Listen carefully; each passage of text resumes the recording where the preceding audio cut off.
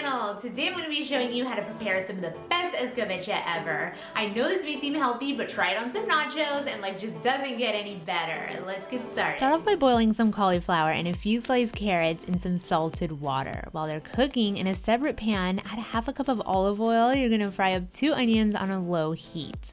Now really make sure they don't get any caramelization. You want to keep them nice and white here.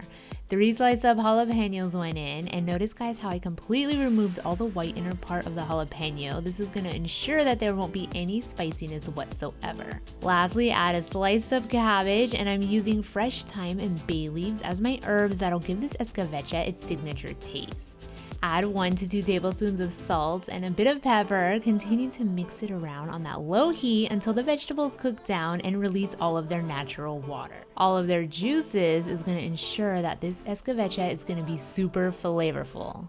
Now check on that cauliflower. Once you're able to stick your fork in, quickly remove it from the heat and drain out all of the water.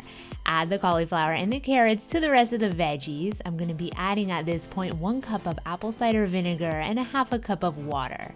Continue mixing and taste it for salt. I made a huge batch of this because this escabeche, you guys, tastes so good on almost anything. It's one of the only ways I love eating veggies. I put this over eggs in the morning with some salsa or have it in the afternoon with some tortilla chips. It makes a perfect side dish to any dinner.